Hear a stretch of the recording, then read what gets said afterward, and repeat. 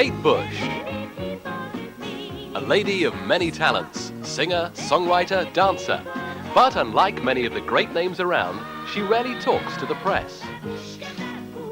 In this Music Box special, Kate talks about her new album, Hounds of Love, her work as a musician, and her home life that has been such an influence.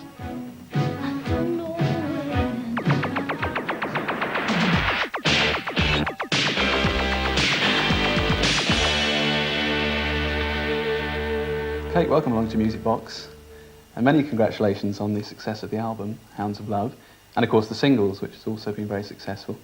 How are you coping with the success this time round? Are you finding it a lot easier than Wuthering Heights days? Yes and no. I mean, it's easier because it's something I've experienced before, so I don't have the trauma of going into things that are totally unknown.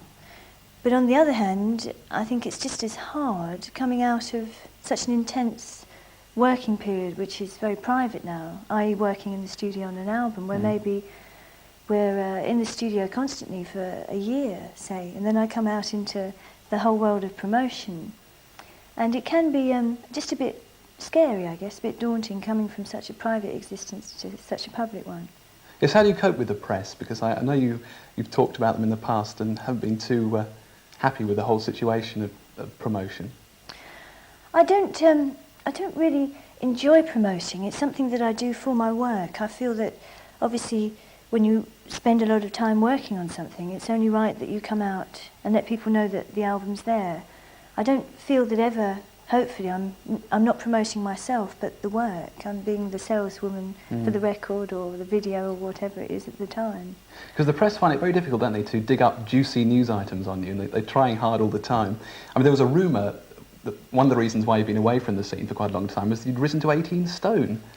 Yes. It's ridiculous, isn't it? How do they come up with these things? I think when you don't give people anything, they make things up. I think it's very flattering on lots of levels, the fact that people are still concerned about writing about me, the fact that they still remember me and are hanging on to me. It's very flattering.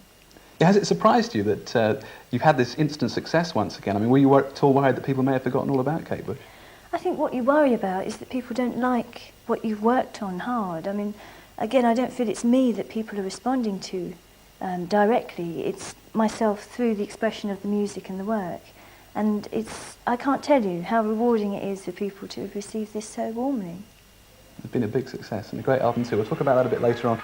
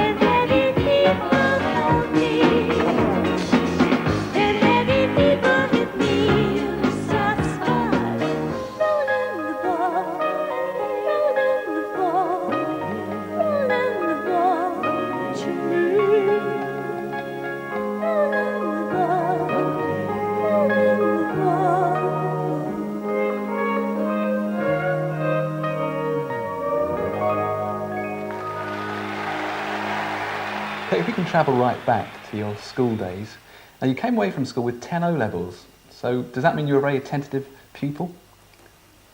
I think I've just found the whole system of school something that didn't really appeal to me. I couldn't really express myself in that whole system. So presumably your favourite lesson was music? I did enjoy music and English, but I just didn't really enjoy school as I got older. Why was that? It's very hard to say. It was very restrictive, was it? Yes, I think I did find it restrictive. Right, so you couldn't get away quick enough? No, at that point in my life, I really did want to leave school. Dave Gilmour of Pink Floyd fame gave you your big break. How did that come about? Well, I'd been writing, I suppose, since I was about 13, seriously. And it was my family and my brother John who felt that it would be a good idea to see if we could get some of my songs published. And through a friend of the family, we made a contact with Dave Gilmour, who at that time was scouting for talent to perhaps produce or encourage. And he came down and heard some songs, and I think was impressed, and basically, eventually, put up the money for me to go into the studio and make 3 tracks properly produced, and through those tracks I got the recording contract. Right. Now you mentioned your family. Have you always had a lot of support from them from a very early age? Yes. They've always encouraged the music? Yes, I think so. Because your dad taught you piano, didn't he? He didn't teach me piano, but he was definitely the encouraging force when I was writing at that time. Whenever I'd written a song, I'd always go and ask him to come and listen to it. And he was brilliant, totally encouraging, and in the right way, in that he wasn't pushing me into it, which I think, especially for children, is the wrong thing to do because they rebel against that automatically. Something which you did at school at times? I don't know if I was rebellious, but there were certainly things I didn't enjoy being taught.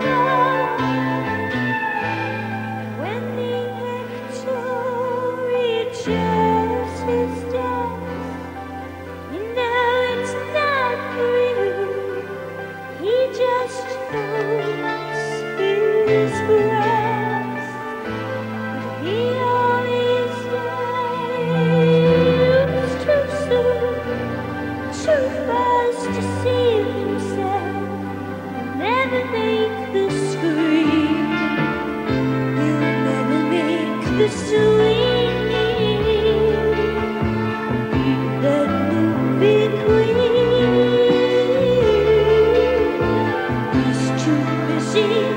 in the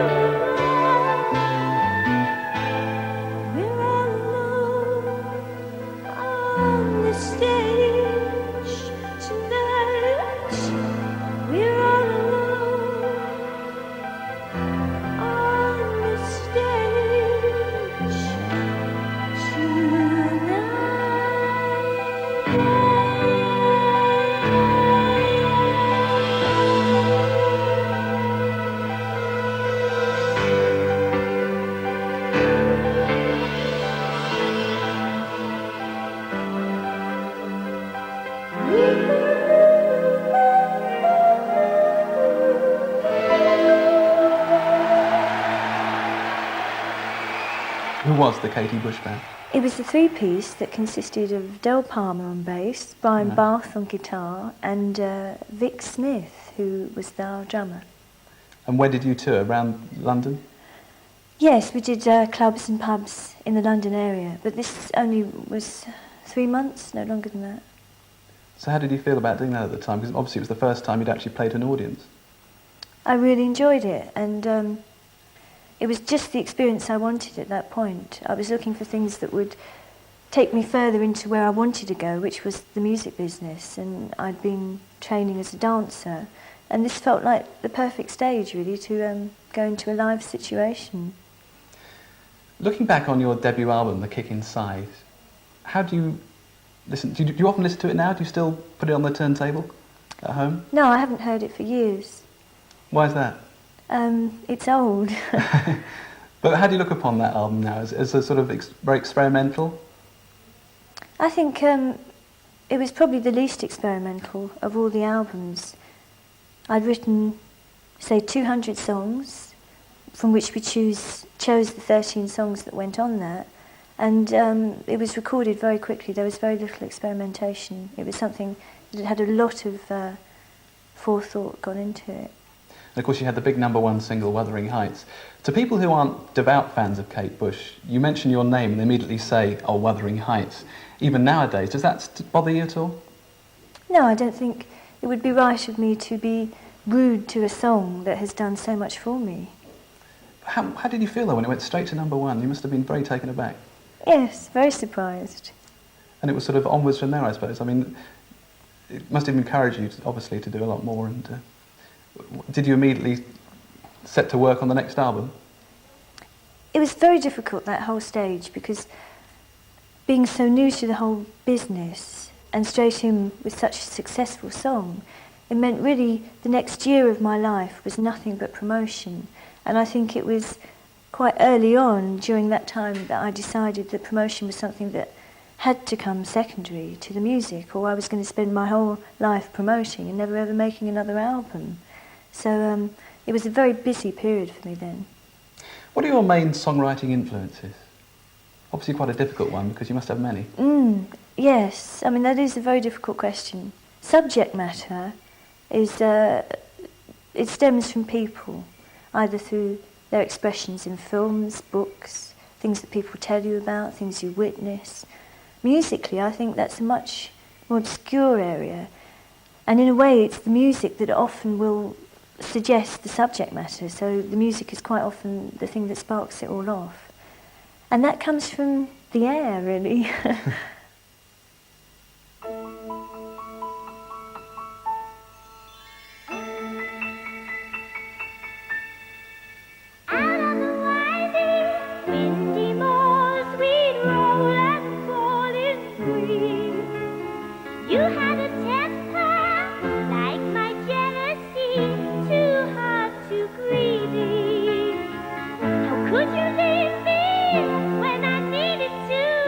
It gets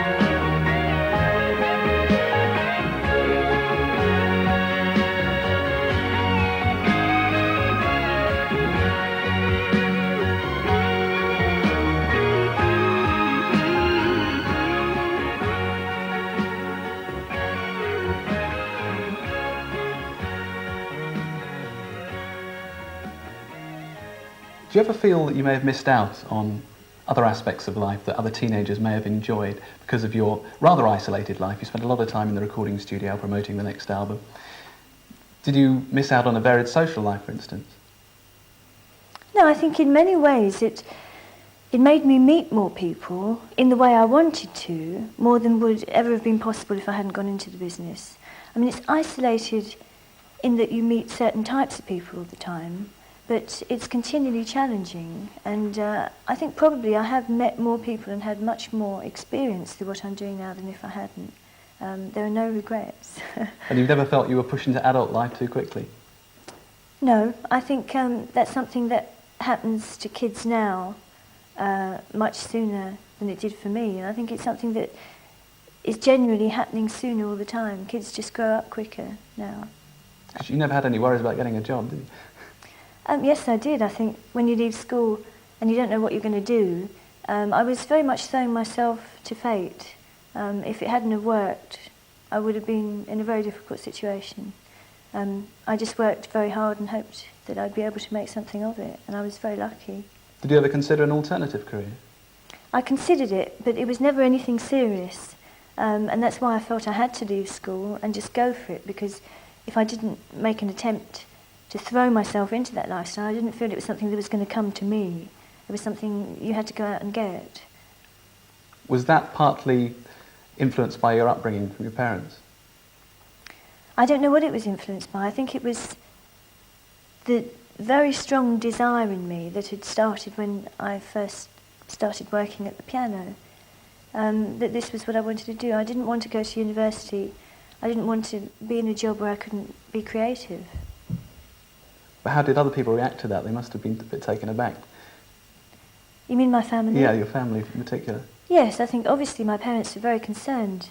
I was leaving school, going into something that was completely insecure, and I think really they had a tremendous amount of faith in me, in that they wanted me to be happy, and they understood that I wasn't just spending my time doing nothing. I was very seriously working on a career that could be insecure, but they had a great deal of faith in me.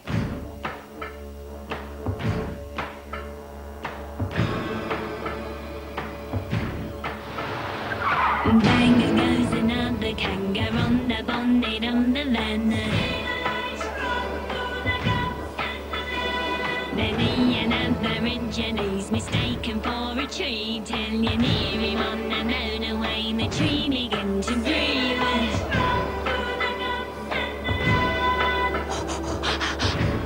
Coming in with the golden light in the morning. It's the new man. It's my dented van.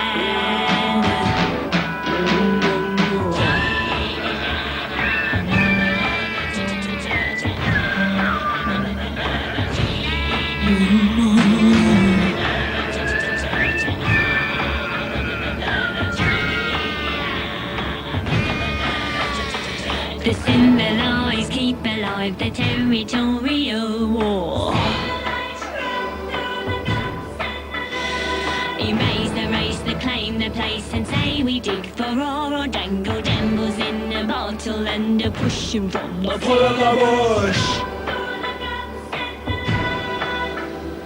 You find 'em in the road. In the road. Come in with the golden light. In the morning. With no warning. We bring in the rigging.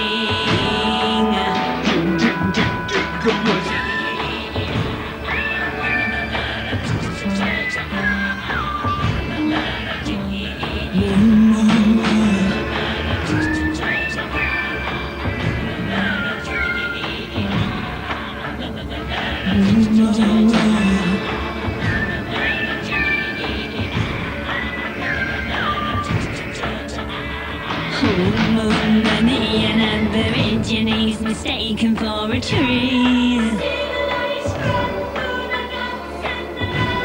You're near him on the motorway, the tree begin to breathe.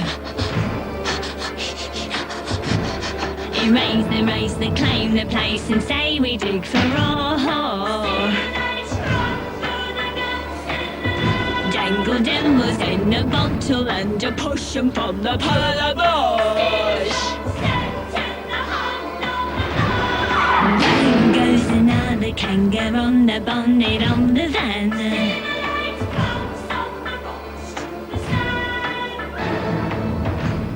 You find 'em in the road.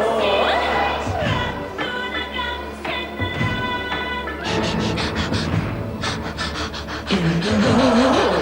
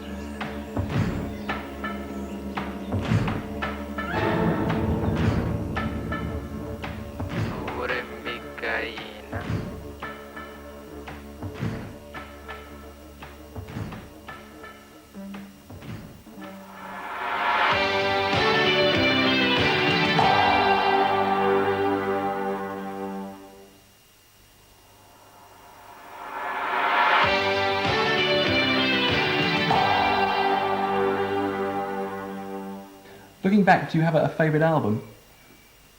I think the last album you do is quite often your favourite one because that's the one you put the most energy into recently. But I think the fourth album held some very precious moments for me, so I'd say that one for now. The Dreaming? Yes. A lot of people would have said that album was rather abstract and possibly a bit obscure, and it didn't sell in the quantities that the others had done. Did that influence you on your new album? Very difficult to say. I don't know what influences you between one and the other except your life, really. You change with the environment, and my environment did change between the last album and this one. I moved out of the city and into the country, and I think those two energies are very apparent on both albums. The fourth album is very much an oppressed city atmosphere album, and this one that's just released is very much a freer, elemental album. Did you feel a real need to get out into the country then? I was getting fed up with being in London, yeah. I don't know about a real need, but I think it's a very good thing for me. I'm glad I did. It certainly helped me relax as a person. And did it drain your creative energies then, being in the town? No, I don't think you could say it drains your creative energies, because if anything, and I'm sure a lot of people would agree with me, the sense of oppression and energy that you can get from cities can be very, very productive to writing songs. But I found I was getting too many distractions that were stopping me having the time to concentrate on my writing. So rather than it being productive, it was getting in the way. Do you now commune with nature?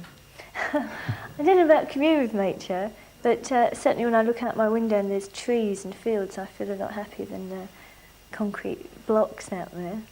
When you see the trees and the fields, do you see a song as well? No, I think it's not quite as basic as that, but there's no doubt that when you're writing and you look out the window and there is that force out there, that it does affect you very differently from if it was a city or by the sea. Definitely your environments do affect you much more than we think. And of course your working environments too. You've just designed and built your own studio. How are you finding that, working in your own studio? It's superb. There really couldn't have been better decisions made in this time between the last album and this, where I've moved and we've moved the studio to where we are. There are so many areas where it's helped. Again, I feel much more relaxed. I'm much freer to work in an uninhibited way. I do get quite nervous if you've got people you don't know coming in, listening.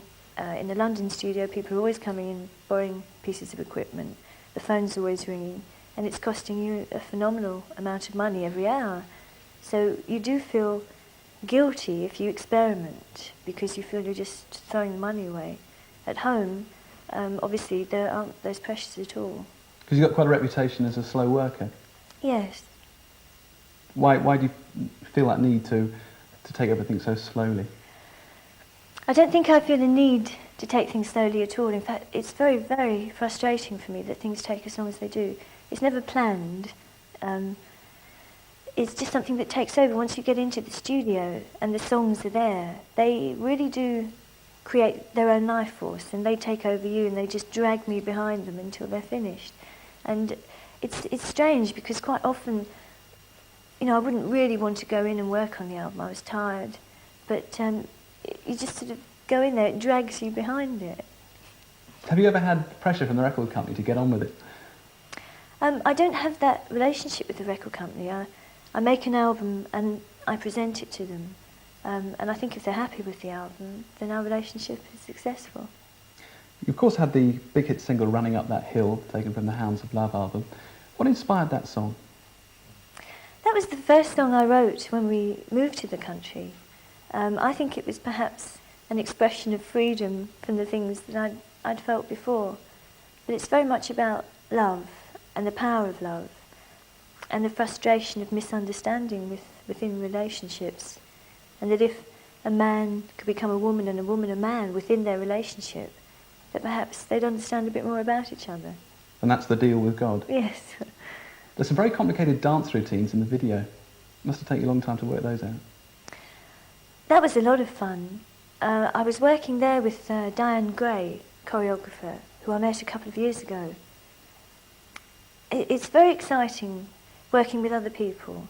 I think especially so when you spend such a lot of time, say, in the studio where you're only working with a set group, say 2 other people. And it was very inspiring working with a choreographer who's also such a good dancer. And we got on well together, we had lots of fun.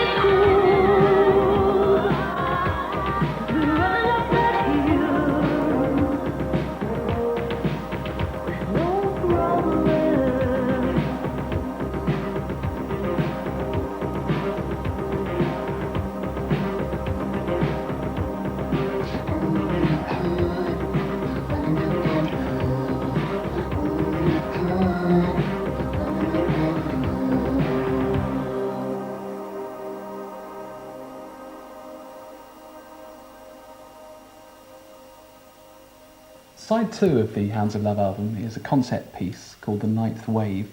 Can you tell us a little bit about that? It's about someone who is in the water for the night, alone in the water. And it's really about their past, present and future coming to keep them awake, to stop them drowning, to stop them going to sleep until the morning comes. It isn't immediately obvious, is it, if you listen to the album? No, I don't think so. I don't know if that's relevant or important, though. I think the most important thing is that people that listen to it get something out of it that they enjoy. Right. Now, you seem to have a fascination with water. I noticed that a couple of your favourite movies, Don't Look Now and Cruel Sea, which are very much on a watery theme. So have you a fascination for water? Yes, I do. I think everyone does, really. I think The Cruel Sea was one film that I particularly mentioned, though, as being a very influential force for this side. So it would have to do something with water. And also there's the Tennyson poem, isn't there, The Coming of Arthur? Yes, I think a lot of people tend to presume that the whole side was written from that quote, and in fact it was completely the other way round, where I just needed a title for the whole piece, and there was nothing within any of the songs or any of the titles that were right for it. So I just started looking through some books to try and find a title, and found that quote that seemed to be saying more or less what I wanted to say, so it was used to express the title. And you want to turn the piece into a video? Yes, it's just an idea. I would very much like to turn it into film. I mean, for me now, film and video are two very separate visual things. Mm. But for cinema release? Yes, ideally. But it's just something you can talk about at this point. I mean, really until early next year I wouldn't have time to start checking out the feasibility. But it is something I would like to do, but whether it will happen or not, we'll see. Right, we mentioned drowning. Have you a phobia of drowning and death? I mean, does it worry you in particular, or is it something you just take in your stride? I don't think I have a phobia of water at all. I think it is something that we should all be certainly scared of. We should be respectful of it. But I don't think I have a phobia of water. And death, I think, is something that anyone who writes would certainly deal with death at some point. I rather like Woody Allen's quote about how he doesn't mind dying, but he just doesn't want to be there when it happens. Yes. Have you any religious beliefs? No, not ones that I could name. I mean, I do believe in certain, I suppose cause and effect is something that I would believe in a bit, but whether they're religious beliefs, I don't know. Cause and effect, explain that. Well, I think if you behave in a certain way, then that energy will come back to you. The boomerang syndrome. So the more positive one is in their thoughts and actions, the more positive life they'll lead, and vice versa. Yes, I think there is a lot in that. But I think there's also a lot in that if you are positive, and can be, even if things around you aren't necessarily coming back, at least you cope with them better. So you think there's a sort of powerful force behind it all? Yes, I think it's actually a survival technique, a self-preservation, where if you can always keep coming back, keep coming up again, not staying down there, then you're going to get a lot more done, you're going to be a lot more in control of what's happening than if you're depressed, unhappy. We mentioned earlier that one of your favourite movies was Don't Look Now, which stars Donald Sutherland. Is that the reason you picked him for your new video? I don't know if it's the reason. I mean, Don't Look Now is a totally brilliant film and everyone in it was wonderful. But this was a very different piece, and it was quite coincidental, I suppose, that we thought of Donald. I don't think at that time there were any references to Don't Look Now, but there couldn't have been anyone better. And we were so lucky because he was our first choice, and through a friend we managed to find a way of contacting him. And it was quite incredible, really, to think that he did it. I still find it hard to believe. He's been quite a fan of yours for years, hasn't he? Well, if he was, I certainly didn't know that. I don't think so. Right, what are those press reports again? Tell us a bit about the song then, Cloud Busting. Very much inspired by a book, which I found, must be 9 years ago now, on a bookshelf. I just picked it off the shelf and read it, and it's quite an extraordinary book. It's very sad and moving, and it's written by the man, his name's Peter Reich, about when he was a child. It was the relationship between himself as a child and his father. And it's written very much through the eyes of a child. So it has an incredible sense of innocence and intimacy between him and this great big man who was his father and meant everything to him. And Peter Reich's father was a very respected psychoanalyst who did a lot of work. And one thing that's mentioned in the book that's quite aside from his theoretical work was that he had a machine that could make it rain. And the two of them would go out together and make it rain. And this was really where the video came in to explain all this. But it really is an extraordinary book, and everyone that I gave it to read said it was the saddest book they'd ever read. I still dream of walking on. I wake up crying. You're making rain, and you're just in reach. When you sleep, escape me. You're like my yo-yo that glows in the dark. What made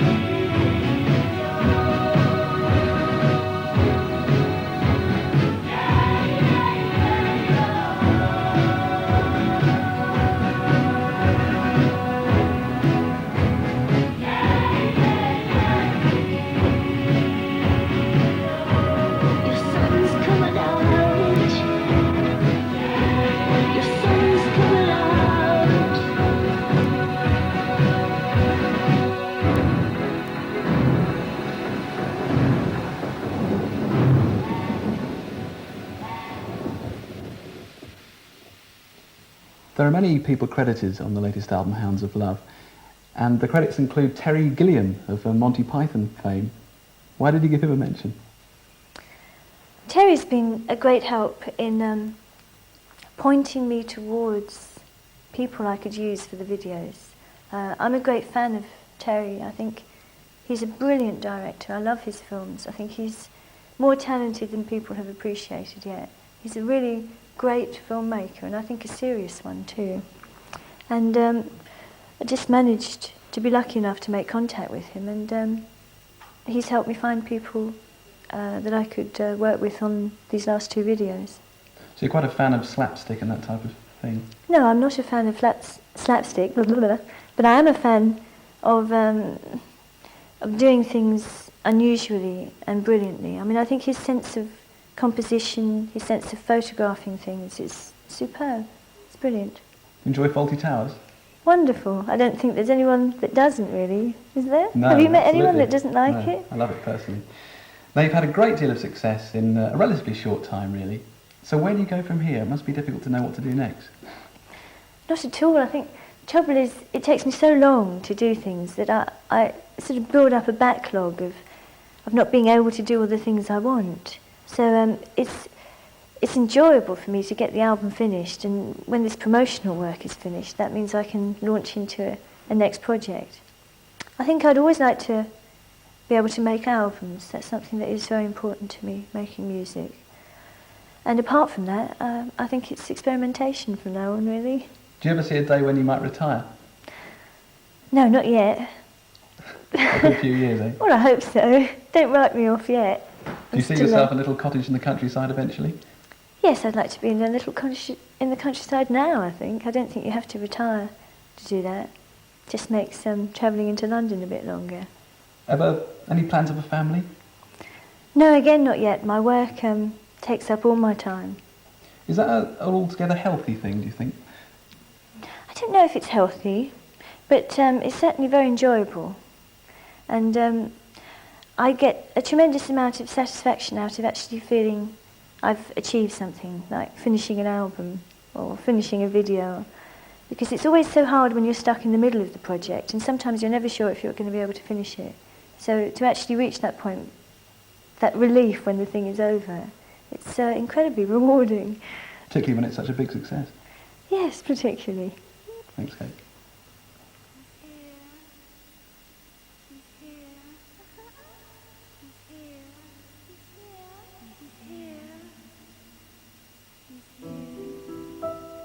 I hear him before I go to sleep and focus on the day that's been. I realize he's there when I turn the light off and turn over. Nobody knows about my man. They think he's lost on some horizon. And suddenly I find myself listening to a man I've never known before, telling me about the sea, all his loves to eternity. He's here again, the man with the child in his eyes. He's here again, the man with the child in his eyes.